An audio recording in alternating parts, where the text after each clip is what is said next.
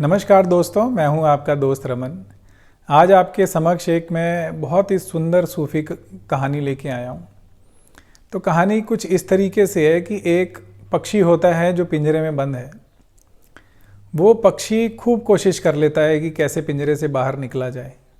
अपने मालिक को अलग अलग प्रलोभन देता है, उसको अलग अलग बातें बोलता है, पर उसका मालिक मानता नहीं है।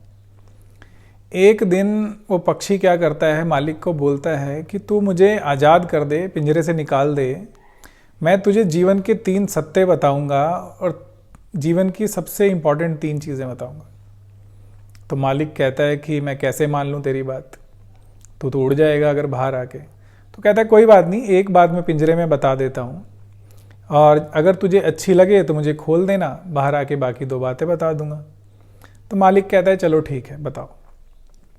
तो पक्षी मालिक को पहली बात बताता है कि जीवन में किसी भी चीज़ के खोने से, कोई भी चीज़ तेरे हाथ से निकल जाए, उसके ऊपर ज़्यादा प्रलाप मत करना, ज़्यादा परेशान मत होना, ज़्यादा रोना मत। जो हो गया सो हो गया।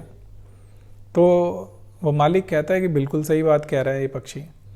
तो उस पक्षी को वो पिंजरे से बाहर निकाल देता है। अब वो पक्षी पिंजरे से बाहर आ जाता है। तो मालिक कहता है अब दूसरी बात बता। तो वो पक्षी कहता है कि दूसरी बात ये है कि अगर तुझे कोई आदमी कोई बात बोले, जब तक तू उसका खुद अध्ययन ना कर ले, जब तक खुद तुझे विश्वास ना हो जाए, उस पर रिसर्च ना कर ले, तो तू उस बात को मानना मत। तो वो आदमी कहता है ये भी बात ठीक है। तो वो पक्षी उड़ के पहाड़ की चोटी पे बैठ जाता है। तो वो आदमी उस पक्षी को कहता है ठीक है, अब तीसरी बात बता। तो पक्षी उस मालिक को कहता है कि मैं तुझे तीसरी बात नहीं बताऊंगा क्योंकि तू मूर्ख है। क्योंकि मेरे पेट में करोड़ों के हीरे थे। मुझे खोलने की बजाय, पिंजरा से निकालने की बजाय, अगर तू मुझे काट के मेरे पेट में से अगर वो हीरे निकाल लेता तो तेरी 7 पुश्तें आराम से बैठ के खाती। तो वो आदमी सुन के ऐसे हैरान हो जाता है कि ये मेरे हाथ से क्या अनर्थ हो गया, ये मैंने क्या कर दिया। मतलब ऐसा तो मौका जीवन में कभी कभी मिलता है और एक ही बार मिलता है, और वो भी मेरे हाथ से निकल गया। तो वो खूब रोने लगता है, खूब परेशान हो जाता है। पक्षी को भी उल्टा सीधा बोलता है कि तूने मुझे झूठ बोला।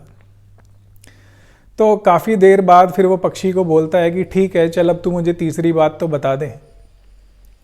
तो पक्षी उसे कहता है कि जब तुझे मेरी पहली 2 बातें ही समझ नहीं आई तो मैं तुझे अब तीसरी बात कैसे बताऊं, तू उसका पात्र ही नहीं है। तो वो मालिक कहता है कि ऐसे कैसे? कह रहे क्योंकि मैंने पहली बात तुझे बताई थी कि तेरे हाथ से कुछ चीज़ निकल जाए तो उसका विलाप मत करना, और तू तो इतनी देर से रो रहा है। और दूसरी बात मैंने तुझे समझाई थी कि अगर कोई तुझे कुछ बोले, जब तक तू उसका अध्ययन ना कर ले, रिसर्च मत कर ले, तो उस पर विश्वास मत करियो।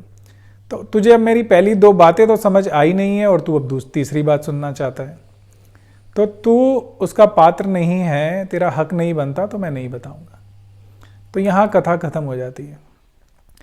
तो अब सोचा जाए कि वो तीसरी जो बात पक्षी बताना चाहता था वो क्या है।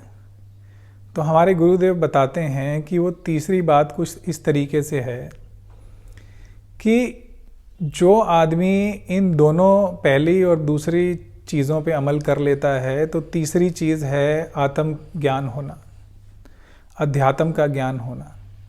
तो वही जीवन का तीसरा सत्य है। और अध्यात्म के ज्ञान के लिए, अध्यात्म में उतरने के लिए इन पहली 2 चीज़ों से काफ़ी दूर जाना पड़ता है। एक तो सबसे पहली बात कि अगर जो चीज़ हाथ से निकल जाए उसका प्रलाप मत करें, और कोई कुछ बोले उस पर माने मत, खुद उस चीज़ को पहले समझें, खुद ज्ञान प्राप्त करें। तो तीसरा ज्ञान यही है कि अध्यात्म की ओर उतरना, अध्यात्म का ज्ञान होना।